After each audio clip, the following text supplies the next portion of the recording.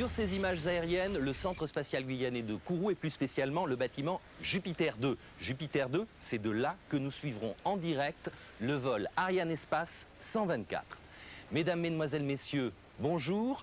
Ce vol Ariane 124 mettra en orbite le satellite d'observation Helios 1B.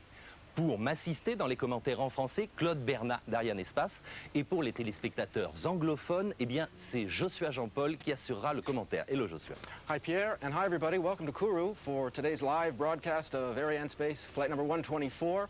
We're launching tonight. Main passenger is Helios 1B. That's Europe's eye in the sky. And as you can see, we're launching in full daylight, which doesn't happen every day. So we hope you'll stay with us. We have a fine show set up for you.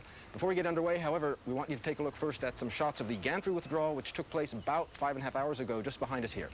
Comme vient de vous le dire Joshua, eh bien oui, 6 heures avant H0, il y a une opération importante qui se déroule, c'est le retrait portique qui se déroule juste derrière nous. Explication en images.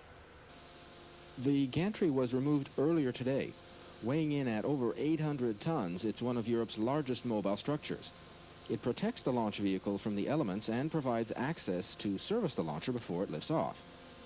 Once the gantry is removed, the Ariane launcher can be seen for the very first time in its full assembly, including the fairing. The gantry is pulled back about 80 meters. This is also done to situate the launcher in the open air while her third stage is being filled.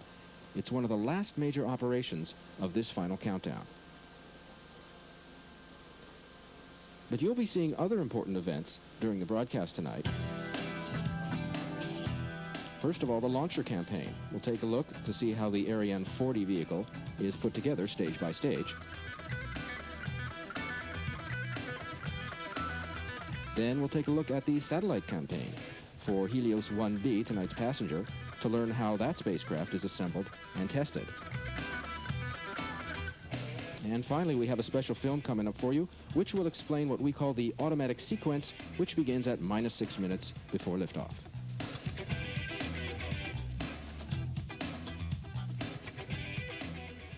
And welcome again, everybody, to Kourou, the home of Ariane. As you can see, we have a beautiful day for our daytime launch, the first in a long time, and we hope you're as excited as we are here. We should have some beautiful shots coming up in just under half an hour. The clock is ticking away. All is green, as you can see. The panels are green, and the sky is blue, and what more could you ask for?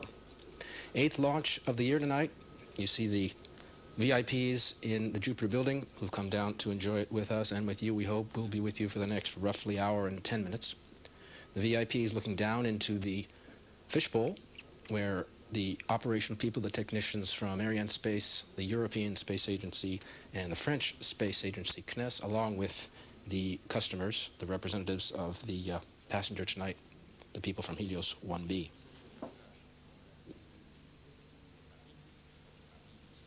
Everyone eyes forward on those green status panels, and we'll be back with more on that. But first, the latest news from the launch pad.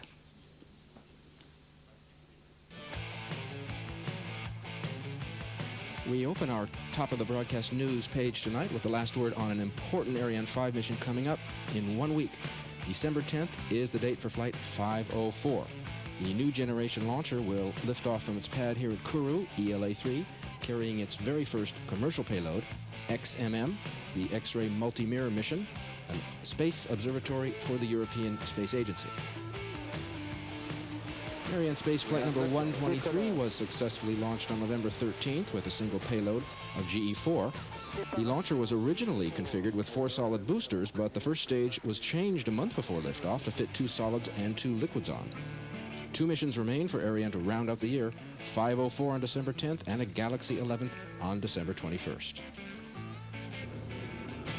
And on November 24th, the Colibri was christened in Rotterdam, giving Ariane Space a much-needed second cargo freighter, along with the Toucan already in service, to ship the parts of Ariane 4 and Ariane 5 launch vehicles from Europe to Kourou. Need for a second ship was realized due to our stepped-up launch rate.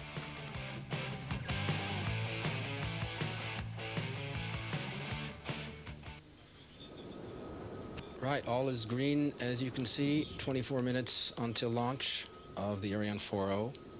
We're coming to you, as we always do, from the Jupiter 2 building in Kourou, the technical center here, which is the nerve center of the space base. You have about 1,400 people working across the base and all the different posts, the weather and the logistics and safety and all the rest. And our cameras are mainly here. We can't be everywhere. We do have some cameras up at the launch directorate, and we'll be taking you there in just a minute. Ariane Space Chair Jean-Marie Luton. It's a good time maybe to take a look at a film on the Ariane Space Company. Versatile, flexible, powerful.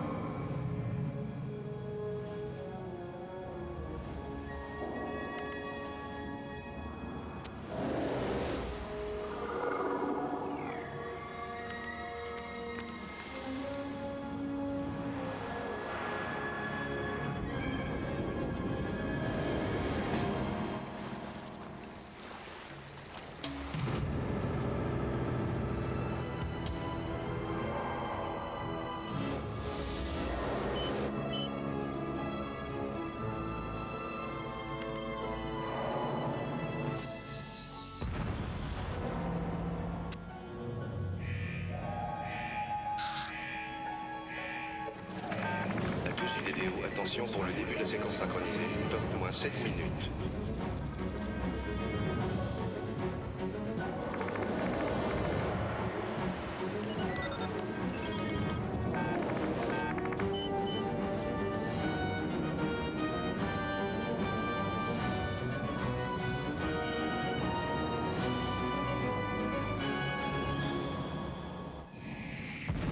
Donc les H0 moins 3 minutes, correct. Déroulement correct.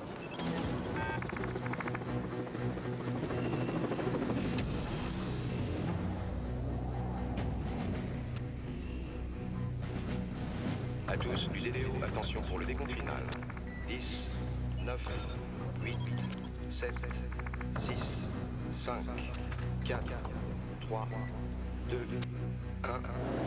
Top. Allumage Vulcain. Allumage ERP. Décollage. Propulsion normale. Tous les paramètres sont normaux à bord.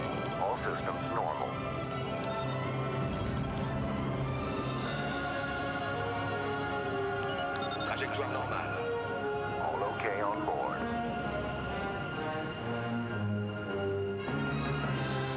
Ready to serve your business.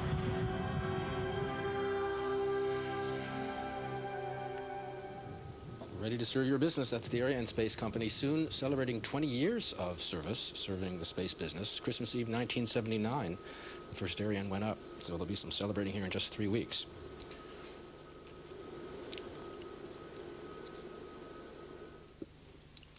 We're going to take a look at some of the operational people. We're going to look probably now at the mission director. Mission director, there he is.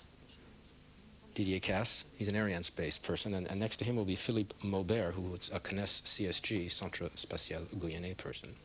There he is, he's the DDO. We'll get back to him because he's going to be calling out some of the milestones. We promised you first to look at the launcher campaign, and here we go. The launch vehicle campaign started on Wednesday, the 3rd of November, with the erection of the various stages and the positioning of the equipment bay.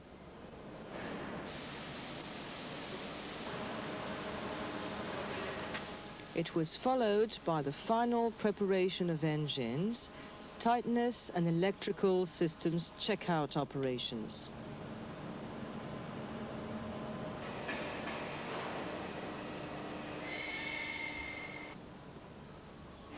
Then, the engine protection and the thermal insulation devices were put in place.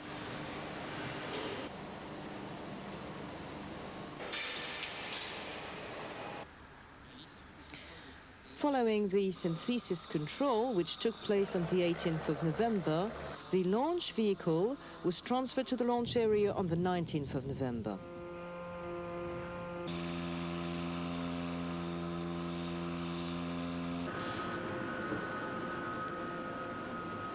This is the launch control center. They are a lot closer to the pad than we are. They're about 14 kilometers to the northwest of us. It's called the CDL. These men and women are inside a blockhouse with walls about a meter thick. The man who runs the blockhouse up there, Philippe Ers, called the COEL. They're all carrying out the final checks now on the launch vehicle. For those of you unfamiliar with the launch vehicle, Ariane stands about 57 meters tall, 3 powered stages. The first 2 stages with storable propellant, and the third stage with liquid hydrogen and oxygen, 10 tons of it. On top of that is the vehicle equipment bay, which is the computer, where the computers are located, and on top of that is the fairing, and inside the fairing tonight, Helios 1B and the little Clementine, which we'll get back to, the micro also going up. Helios people inside the fishbowl. We have representatives from the 3 cooperating nations, the French, Italians, and the Spanish, tonight, and you'll be seeing them. We have a film now on the Helios program. It'll be in 2 parts, and we'll come back to you after the end of the first.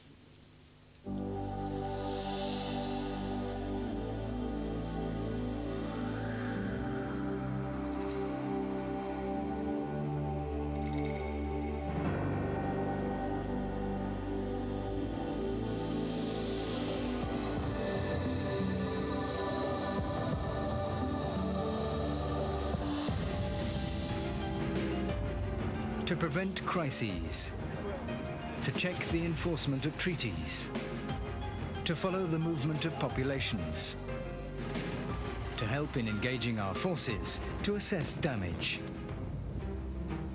Military and state space observation requirements have rapidly increased in comparison with initial strategic targets. The users are also more diversified, ranging from governmental appreciation of situations to the theatre commander's in-field or tactical activities, enlarging the palette of sensors providing input for his so-called C3I system: command, control, communications, intelligence. International law concerning overflight by observation satellites guarantees direct access to areas previously inaccessible by conventional means.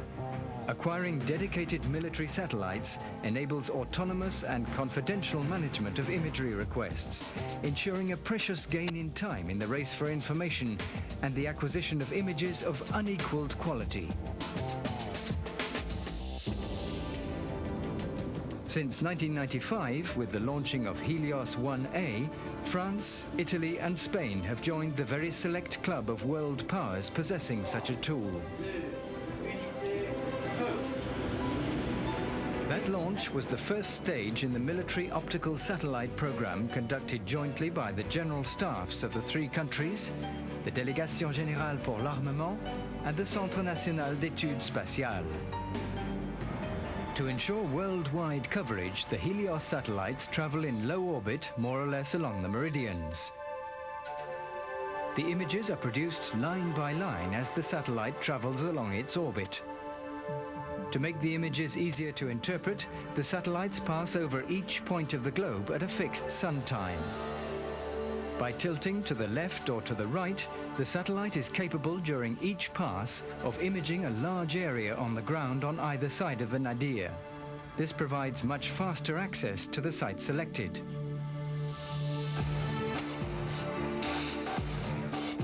Imagery priorities are defined every day in each country according to operational urgency and weather forecasts. The prioritized imaging lists received from the 3 countries are sent to the main French center to construct the satellite's daily work plan. Each country programs its images confidentially, but certain common objectives relevant to areas of joint interest for the cooperating parties enable the operation of the system to be optimized, meaning that the armed forces and the intelligence services of the 3 Helios 1 countries must cooperate on a daily basis. Okay. The satellite's work plan is then transmitted by the Orbit Control Center located at CNES in Toulouse to the satellite as soon as it's in view of one of the telecommand stations. The images are acquired by the satellite as it passes over the targets. They're stored on board and then retransmitted to the ground when the satellite is within the reception station's visibility range. Each main center receives its own images. Once processed, these images are analyzed by photo interpreters. Right, we got some helicopter shots of Ariane on the launch base now. It looks beautiful. We hope the chopper will be able to track the launcher at liftoff. We'll wait and see. Very rare to get these shots. The first part of the film you saw told us mainly what Helios does and what it has done since its launch 4 years ago. The second part of the film coming up will be all the improvements since launch and what Helios 1B will be bringing to the Helios family. The Helios program, a three-way cooperation, as we mentioned, between the French and the Italians and the Spanish, not unlike the cooperation going on here at Kourou between ESA, CNES, and Ariane. Here's part 2 of your film. Fast access to information is of prime importance for managing crises and preparing operations by armed forces. The Helios 1 system is constantly improved to reduce the time required to deliver images. Thus, the commissioning by France in 1998 of a transportable theatre station enables imaging requests to be formulated, and the images, once produced, are received directly at the operations theatre.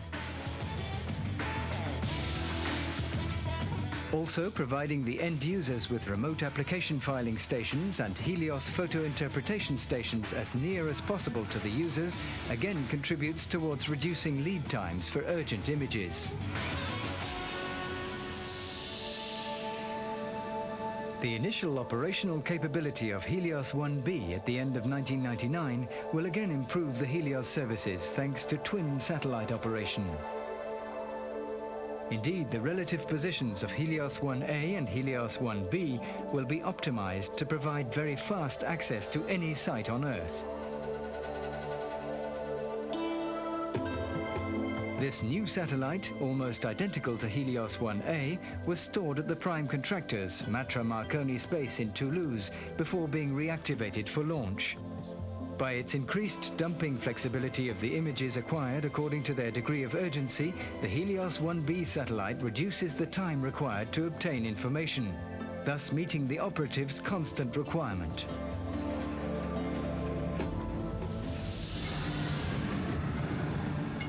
Since 1995, the Helios system has made its mark as an essential tool for the sovereignty of France, Italy, and Spain. This program, to which all the French, Italian and Spanish industrial companies in the space sector are proud to have contributed, is an indisputable technical success. What's more, gradually mastering the vast capacities offered by the Helios system has optimized its insertion into the intelligence system. Tomorrow, the Helios 2 system, which benefits from the experience gained on Helios 1 and whose production is now well underway, will implement decisive developments.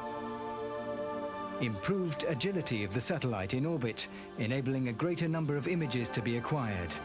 A reduction in the age of the information, an improvement in resolution, or again, detection of activity indications by day and night by adding infrared capabilities. Already, the performances of the Helios 1 system are the keystone of a permanent and trailblazing operational cooperation placed at the service of Europe's common foreign and security policy. By the beginning of the 21st century, Helios 2 will be equipped with technical assets enabling it to enlarge the way paved by Helios 1, to see together, to decide together, and then to act together. Right, acting together, the French, Spanish, and the Italians. They came in under budget on this program, we're told, which is also pretty remarkable, and congratulations to them. But enough of that for now. While you were watching those pictures, we had our last weather check, which occurs at 10 minutes minus 10 minutes. And the weather is, of course, very good, as you saw from the shots. Wind at 7 meters per second, which is optimal conditions. No risk of storm for the entire day. Little evolution expected. 35 kilometers of visibility. So we should have some nice shots. We may be able to track the launcher up to third stage ignition.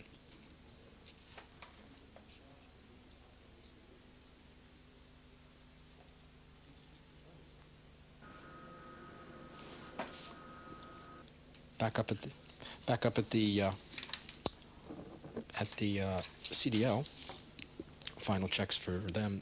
These crews here work only on the launch, on the liftoff section of things. Once the launcher takes off, their work is done.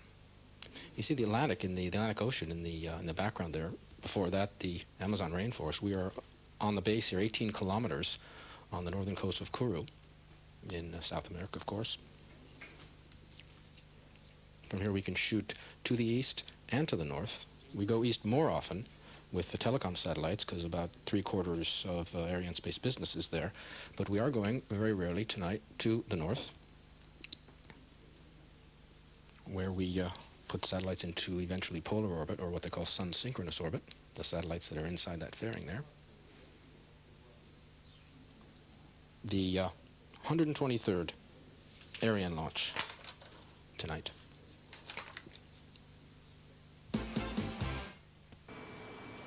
The spacecraft Helios 1B arrived in Guyana on the 4th of October and was transported to building S1B, where it went through an integration procedure for 6 weeks. Following that preparation, it was transferred to the filling building S3B for another 2 weeks of operations. In parallel, the microsatellite Clementine was prepared and integrated onto the ASAP platform. 2 half fairings were placed on the 2 satellites. The sequence of encapsulation resulted into the production of a composite on which the satellite logos were placed. All those operations were completed by the transfer of the composite from building S3B to the launch tower, the hoisting and the placement of the composite on the 3rd stage. So now you know everything about the satellite campaign, which, like the launcher, has its own campaign. Back to the helicopter shots again. The Ariane 4 standing on its pad, waiting. You see the gantry pulled back, which happened, as we mentioned, earlier in the day.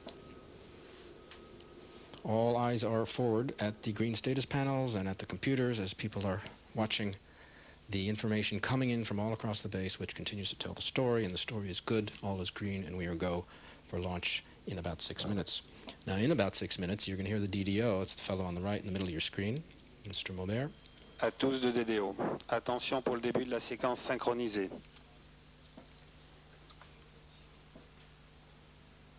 Top H0 moins 6 minutes. Okay, we are moving into this minus 6 minute synchronized sequence, which is a very important sequence, the last moments of the final countdown. And what's happening is the computers are taking over. Power is passing from the ground to the launcher itself. There are 2 computers that check out the fluids and the electronic systems on board, and they'll take us down to liftoff. Now, we have a short film on that. You're going to see an 8-second liftoff sequence of an earlier flight. It's not tonight. Don't be confused.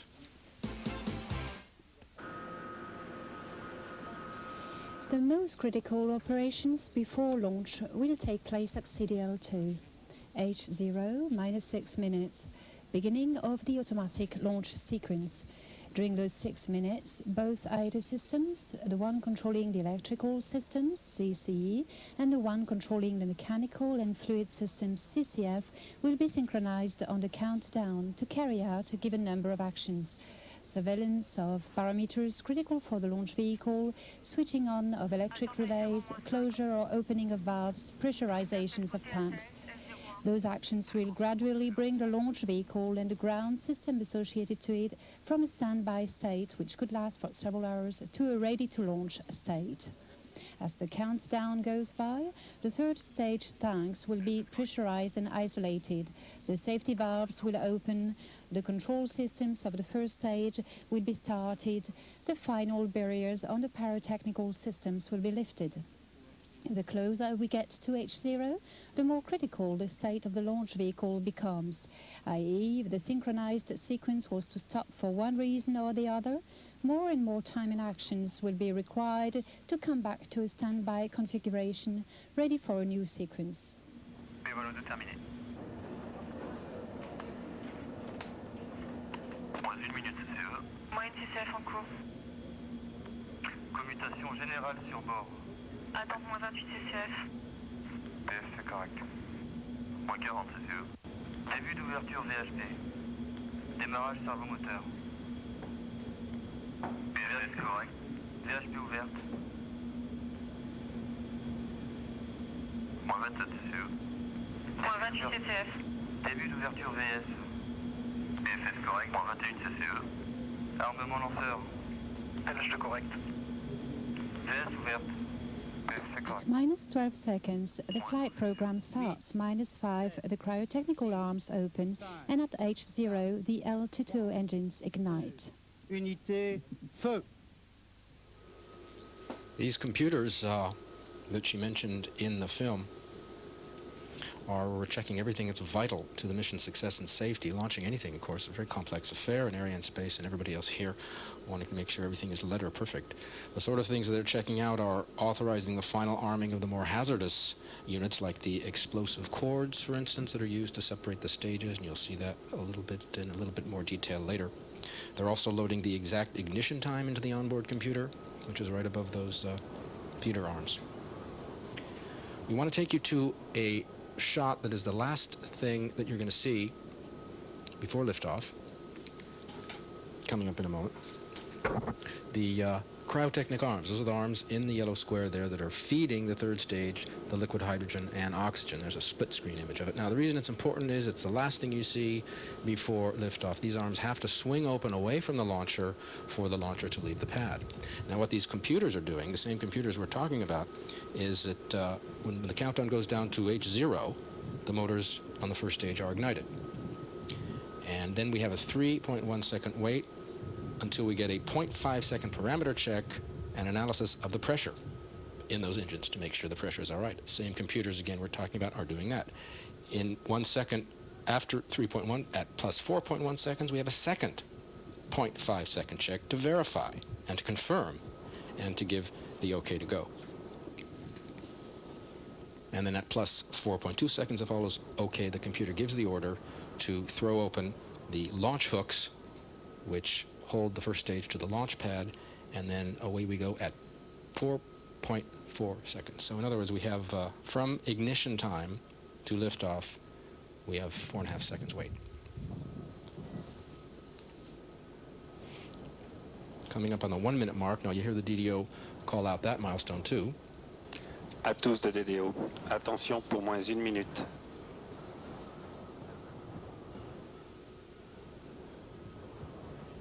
Top, H0 moins 1 minute. At minus 1 minute, in other words, right now the launcher equipment is switching over to its onboard batteries. That means the launcher, the Ariane, is being powered up from its own onboard power supply now. As we mentioned before, power is passing from the ground to the launch vehicle. At minus 40 seconds, we'll have the starting up of the guidance motors for the first stage. Less than half a minute to go for tonight's launch of Helios 1B for the French and the Italian and the Spanish armies, Europe's eye in the sky, as we mentioned. You'll hear the DDO call out the final 10 seconds. We will leave you. We'll pull away. We'll be back once Ariane has cleared the tower. Enjoy the launch, everybody. À tous de DDO, attention pour le décompte final. 10, 9, 8, 7, 6, 5, 4, 3, 2, 1, top. Allumage.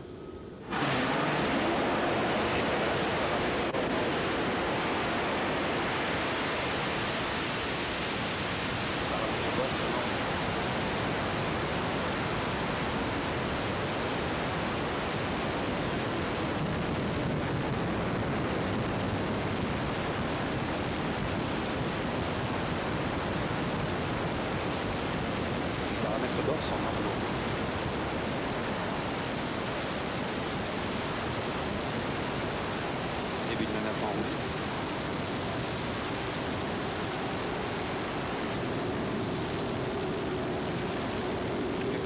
bord sont normaux.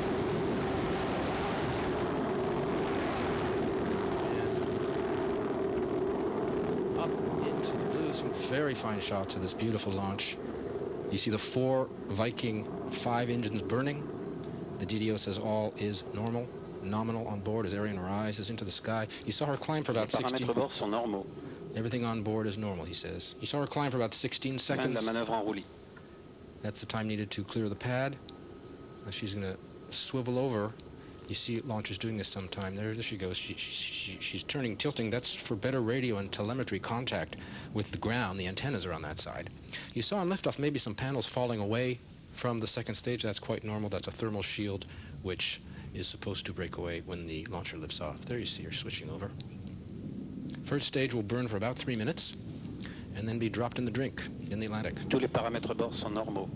Everything on board is normal, says the DDO. One of the advantages of launching at this site is that you can drop stages back into the ocean where nobody will get hit on the head with them.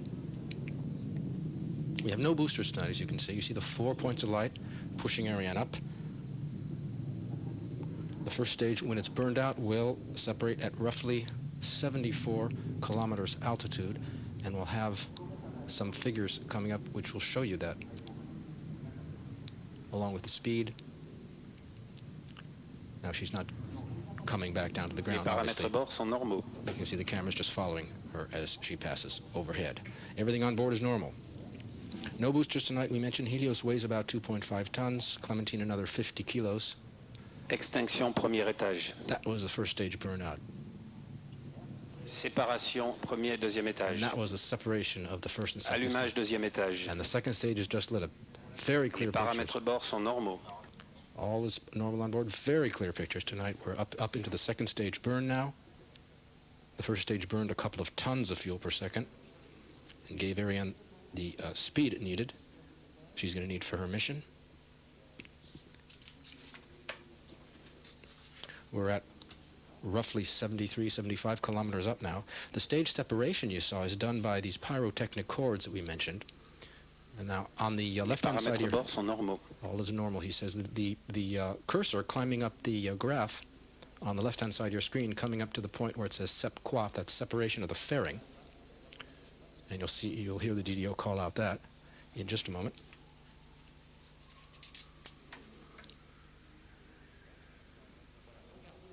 Séparation des coiffes. There's the fairing separation. You see on the lower right-hand side of your screen, the moyen is the means by which we're tracking the launcher. That's the computer. S is the slant, is the inclination. A is altitude. Les paramètres bord sont normaux. La trajectoire est normale. Normal trajectory and normal propulsion. A on your screen again is altitude. V, of course, is velocity.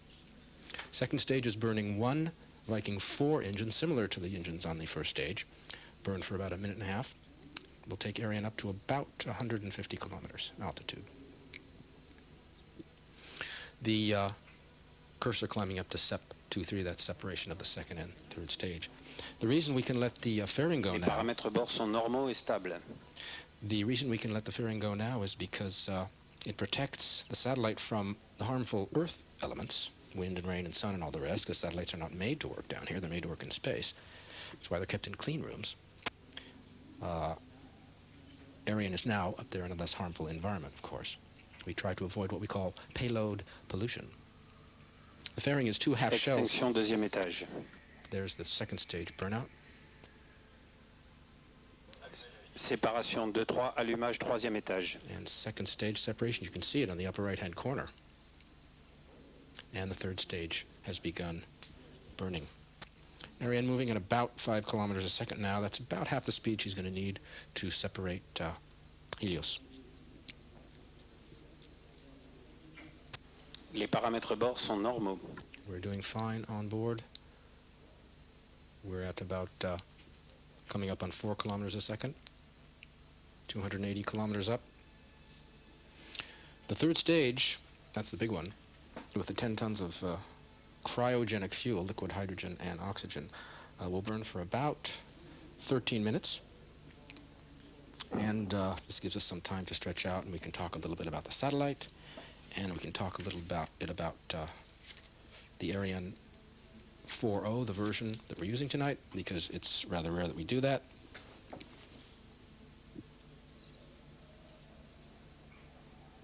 Everything is working just fine on board. Tonight's 90-second launch of an Ariane 4 vehicle. We're into 6 minutes of flight. Trajectoire normale, paramètres normaux. Trajectory normal and parameters are normal, says the DDO. So we have a few things to tell you while we're waiting for the third stage burn. This very long third stage burn, 10 tons of cryogenic fuel, used for the first time, by the way, outside of the United States on Ariane's first launch. The Christmas Eve launch in '79. Il reste 11 minutes de propulsion. 11 minutes remain for the third stage burn, says the DDO.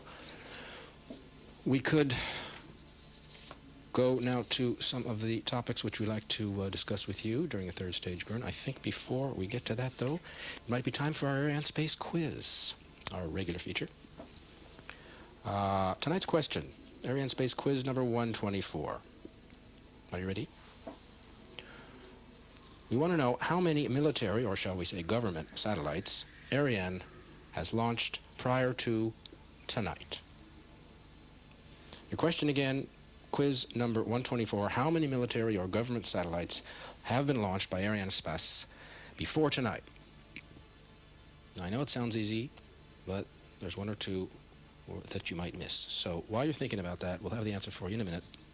But before we do, we want to go to some milestones. Now, we mentioned 20 years of service coming up for Ariane. That'll be on Christmas Eve. Every day in December, practically, there's some sort of milestone in 20 years of service. Les paramètres bord sont normaux.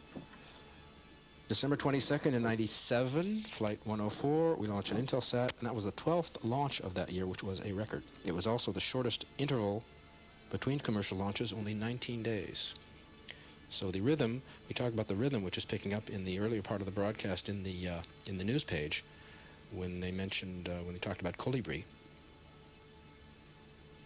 That's the DGA people down here representing the defense minister. December 17th, Ariane launches the very first DBS satellite. That was in 1993. Trajectoire normale, paramètres normaux. That was for Hughes, DBS-1. Flight 62, a TICOM, went up on that flight too. Flight 27 on December 11th, you had an Astra and a Skynet placed into orbit by an Ariane 44LP. That was in 1988. So every day, well, every month, the last 20 years, milestones as Ariane blazes away into the paving new roads in the space sector, and another big milestone coming up in just 1 week with Flight 504 and XMM. Le pilotage est stable.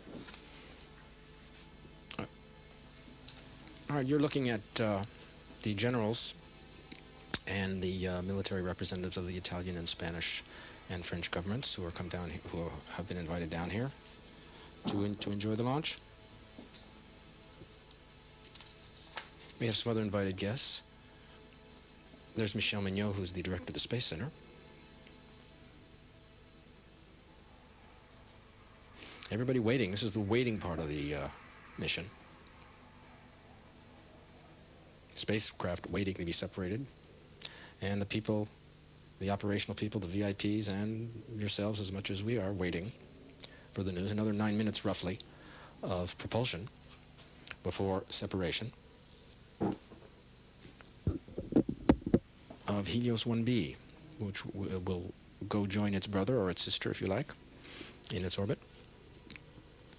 We'll have a couple of words on Helios in just a moment. I want to talk first, though, about the Ariane 40, tonight's version.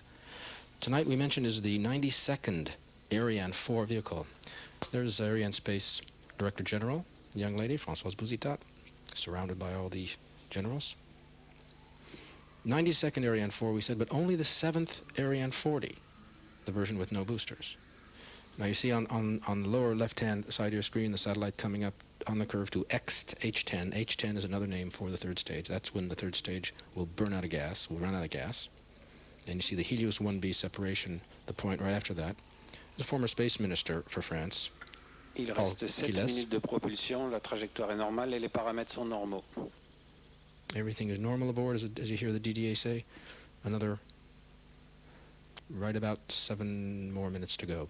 You see the separation of Helios 1B, the point on the curve, and after that you have the Clementine separation. Only the 7th version of the Ariane 40. And why so rare? 1, 2, 3, 4, 5, 6 before, and the first one, Flight 35 in January of 1990, put up Spot 2, also built by Matra, tonight's constructor. That was the very first use of the adapter called the ASAP, which we're also using tonight. Spot 2 went up with some microsats for the UK and the US. The next Ariane 40 flight in 91, July 91, Flight 44. ERS-1, along with some other micros, UOSat, Orbcom for the UK and the US, Seratubsat for France and for Germany. Flight 59 was the next Ariane 40 in September of 93. Spot 3, again a Matra satellite, with a whole slew of micros and minis. Acquisition par la station de télémesure de Wallops en Virginie. All right, we have just, the GDO says, been picked up by our first downrange tracking station at Wallops Island. A word about Wallops, it's off the Carolinas. It's an island, it's a NASA station. But the international accords, of course, between countries make it all possible to share stations. The Wallops Island station is a telemetry-only station, and normally we use radar and telemetry. Normally we need radar and telemetry. We don't need another radar station because the radio station here at Kourou can see far enough all the way north. The Wallops station will see all the main events except what we call H5, which is the passivization, which comes after the separation of the satellite, where we empty the 3rd stage of fuel. That's not on our broadcast anyway. It comes after. We wouldn't see it. But we do need the Prince Albert station. 5 minutes de propulsion. We do need the Prince Albert station up in Canada to see that one. 5 more minutes of the 3rd stage. Paramètres bord normaux et stable. Getting back to our Ariane 4 0, so we have Spot 2, ERS-1, Spot 3. ERS-2 was Flight 72 in April 95. That was the first 40 to go without any microsatellites. Also the first 40 plus, what we call a beefed up 40. Flight 75, which we've already talked about, July of 95, was Helios 1A. That was the 50th launch that time from ELA-2. And the last 4.0 launch, a little more recently, March of last year, Flight 107, was Spot 4. So these satellites, these missions, always to the north, to polar orbit, or to what we call SSO, Sun Synchronous Orbit, just like tonight's flight number 124.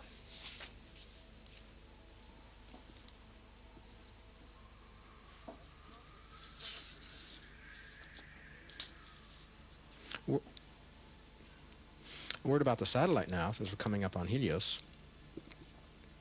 A big priority for the armies. When you consider it's the only high-resolution satellite in service outside the U.S. and Russia, the 3 governments involved, the Spanish and the French and the Italians, wanting quicker access to information. 3 minutes de propulsion. To information. As a matter of fact, the press conference this morning, the point was made. One of the generals was asked, "What do you need 1B for?" And he evoked the old adage, which says, "Information is like fish. If it ain't fresh, it's no good."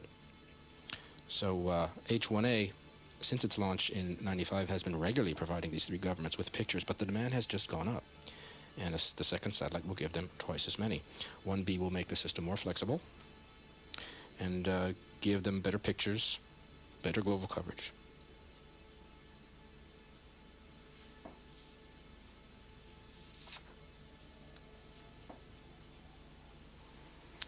The Helios program, you could almost say, was born by a similar drive that pushed the Europeans to get in the launcher business in the first place, and that is independence. It was mainly the Gulf War in '91, which showed the Europeans what a vital tool space-based observation is, and they wanted their own satellites, no more relying on others. The 1A we mentioned launched in '95, and 1B tonight, and Tous les paramètres sont stables. The Helios 2 program, due to launch in '03, they're trying to maintain a rhythm of every 4 years. France, we mentioned the main driver behind the program, with 79%, but soon after it began in '86. Fin de poursuite par la station télémesure de Kourou. Soon after the program got the okay, Italy came in. That was in 1987, and Spain the year afterward. It's quite cooperation. The partners use the satellite every day. They can share information, or they can have private access to their individual national security matters.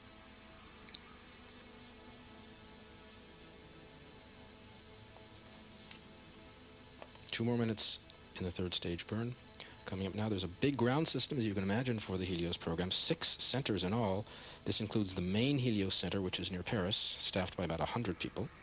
There's also the same in Rome and in Madrid. These centers set up the satellite's work schedule every day. There's also image receiving centers, one in each country. In France, it's in Alsace, in Colmar, another 100 people there. Il reste 1 minute de propulsion.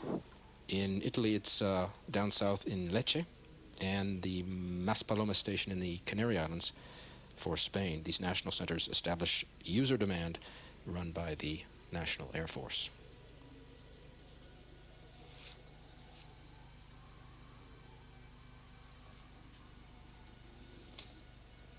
Helios 2, they say, is on its way. With that program began in 1994.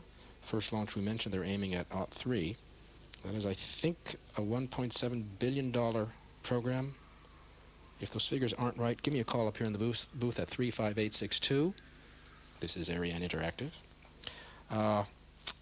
The Helios 2 will have the same platform as Spot 5.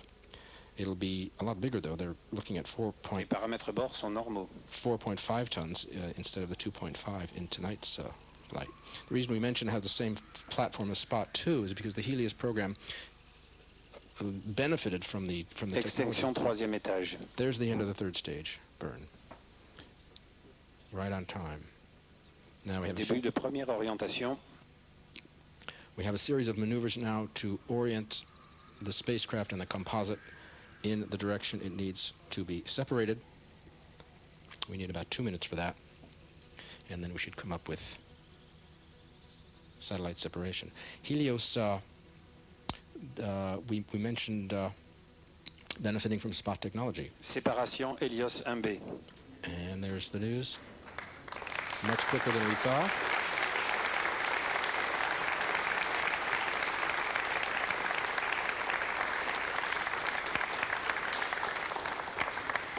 Oh, you hear the applause from the invited guests here as Helios 1B successfully separated Ariane.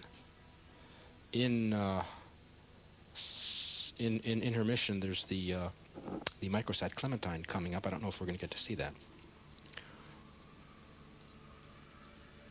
But we should have a replay of the launch coming up, maybe even 2 replays, depending, and maybe some helicopter shots, and as soon as we have those ready, we'll pass them along to you.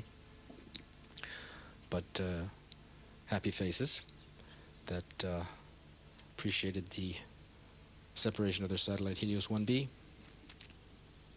Now that it's up, I'll tell you what Helios is going to be doing. After the usual deployments and checkouts to see if the satellite is in good health, the first picture, they say, should be available in 2 days. Placing the satellite, locating it will take a few days, they say. All checks and preparing for operations will take roughly 3 months total. Testing should begin in about 48 hours. Part of the tests include testing image quality, as you can imagine. And once up, the satellite will be controlled by the CNES down in Toulouse at their station, which is called the Operations Control Center. And this Operations Control Center works in close collaboration with the French National Center, which we mentioned.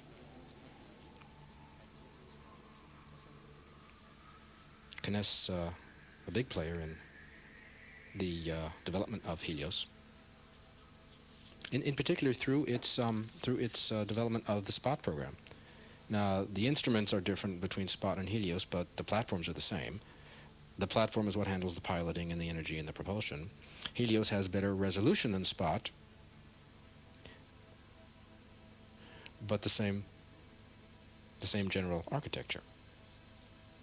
As a matter of fact, the two ground controls teams, I think, not the same, but they share engineers. They're in the same building. That's the CMP that I was telling you about, the control center. CNES will have responsibility for station keeping, for the Earth observation, for all Earth observation satellites. The Helios system works 24 hours a day, 7 days a week, and it has become, they say, the Army's most important provider of images. I think Helios 1A has delivered thousands of pictures, especially making itself useful during the Kosovo crisis, if you remember that, some months back, locating refugee camps and troops. A word on the orbit.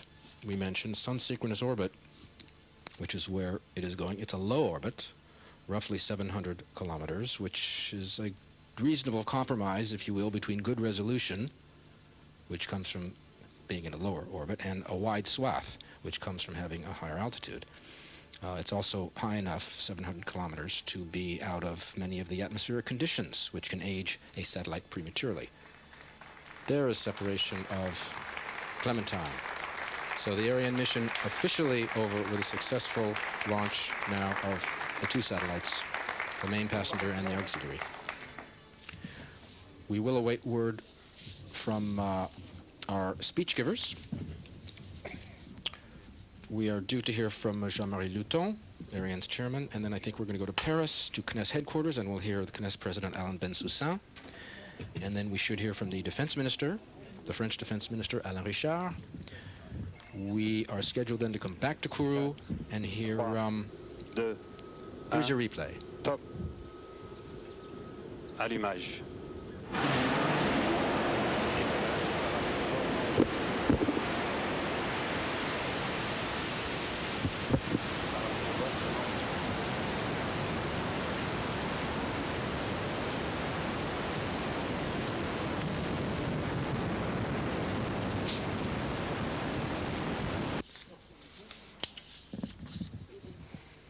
We're going to come back to Kourou and hear from Monsieur Luton again, and maybe we'll have another replay, and then we will say goodbye to you. So what we're doing now is we're waiting for the mics to be set up, and Jean-Marie Luton, who's ready to give a speech to you, Mr. Luton, whenever you're ready.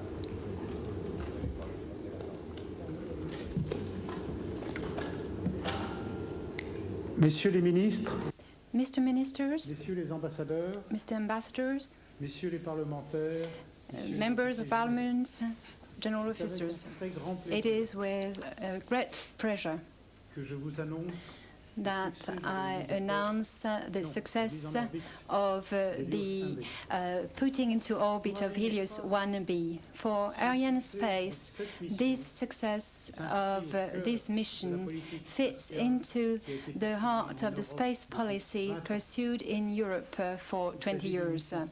It is a strategic mission. It is a European mission for the benefit of three countries, France, Italy, and Spain. It is a mission using a European means developed jointly, Ariane. Thank you. Thank you to all our teams, industrialists and operationals in Europe, in Guyana, who have worked for this launch. And I would like to recall that it is the sixth within less than 4 months. It is also the 50th successful launch of Ariane 4, which shows the quality of the technological effort and the mastering developed since a number of years. So I would like to really wish all the best to those who are going to take over, because this is not completed. The satellite starts its life, and for the CNES team, for the Aerospatial Matra teams, for the Alcatel teams, who are going to control this satellite and enabling it to be as efficient as the one rotating now. It's up to you now.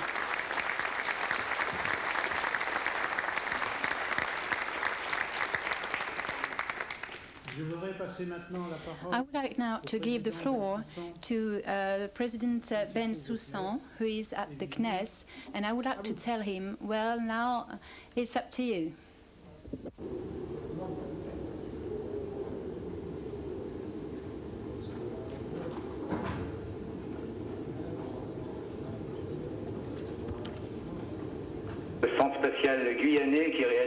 The Space Center in Guyana achieving wonderful performances. There will be 3 flights in December, which is really a lot. And of course, all teams who have worked on this Helios mission, the industrialists, the CNES, and it's a very, very important moment, very emotional moment. Mr. Minister, you have the floor.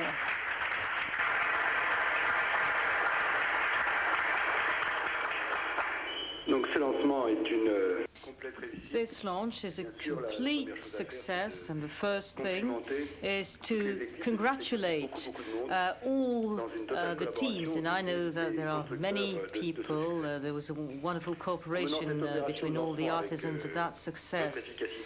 Well, that launch was handled in a very successful way, and you are strengthening thereby the technological influence of our airspace industry.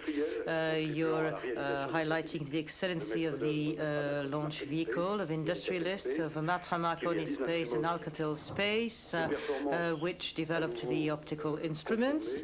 And that shows that your teams are of high quality and reliable. And France, Italy, and Spain are cooperating on that program, and I would like to welcome their ambassadors who are present here today.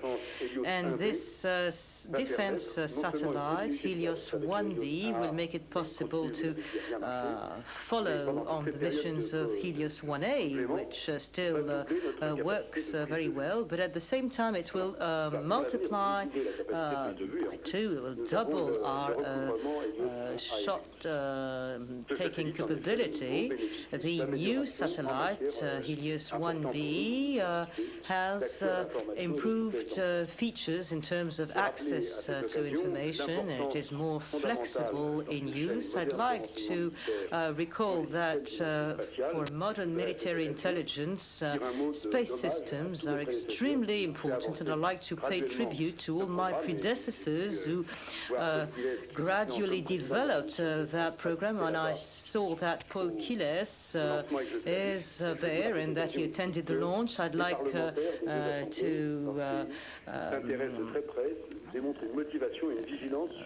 thank him for being there, and I'd like to say that this shows that we are cooperating on the space programs, and this is a message that we have to deliver to our institutions.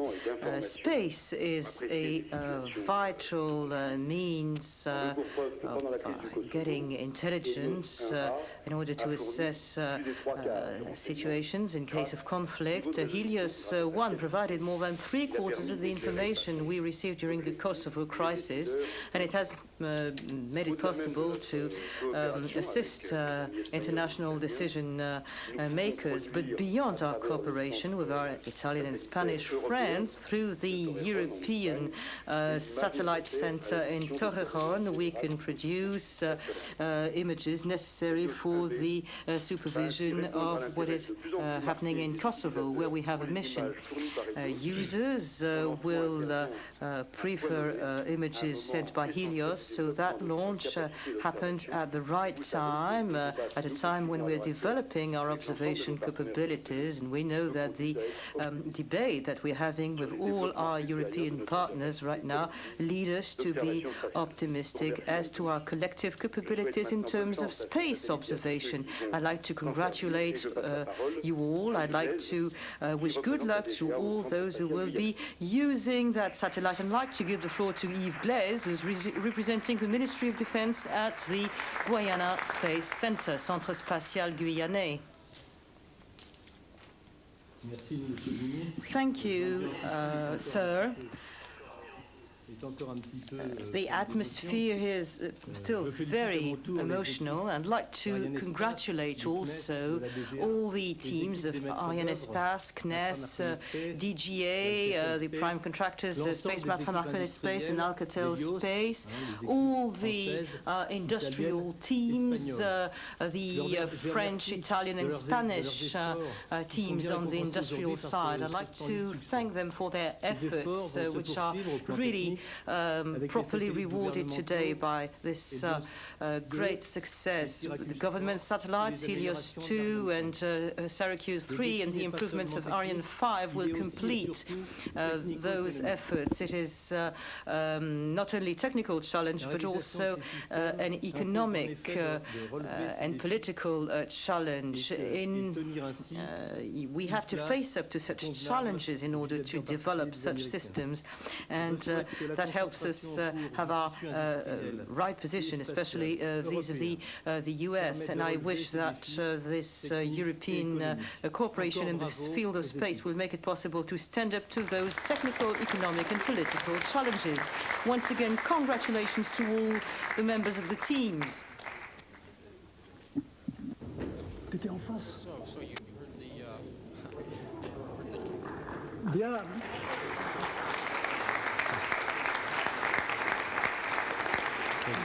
With 50 candles on it, present it to Mr. Luton.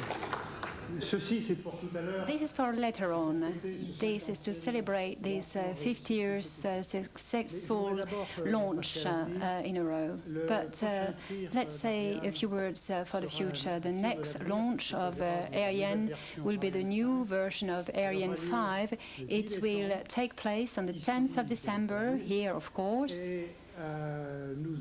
And on board we will have a scientific spacecraft with a normal contract with Ariane Space, and it will take place on the 10th of December. So now I would like to invite the representatives of DGA, of the staff, our Spanish friends, our Italian friends, to come and blow up the candles, this cake with 50 candles. Could you please come close to this cake?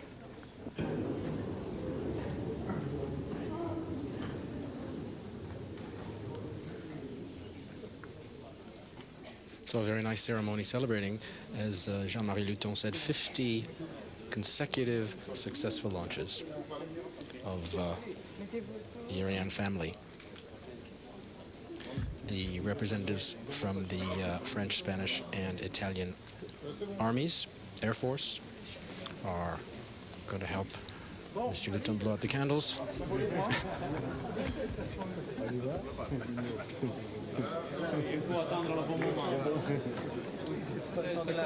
We may go to another replay, a second replay from another camera.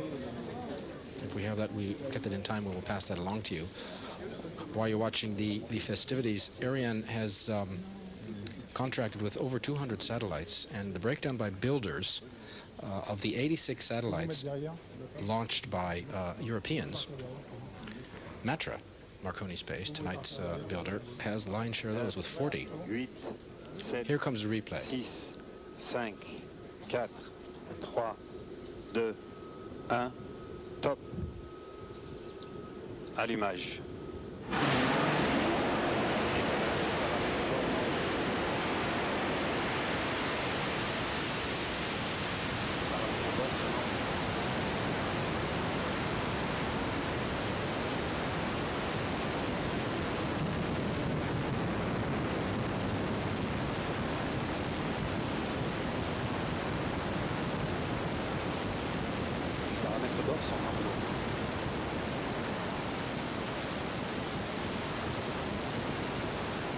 Début de manœuvre en route.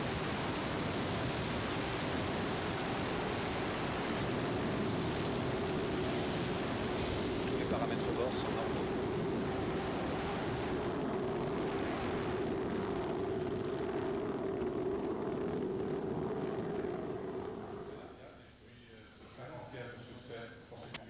Years successive success of Ariane 4. It's a worldwide record. Thank you very much for your loyalty, and see you very soon. Michel Mignot, the Launch Base Director, thanking everyone, as did Mr. Luton and all the other partners tonight.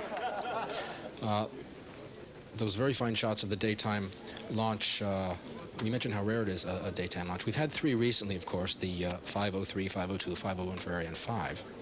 1 in 98 and 1 in 97, 1 in 96.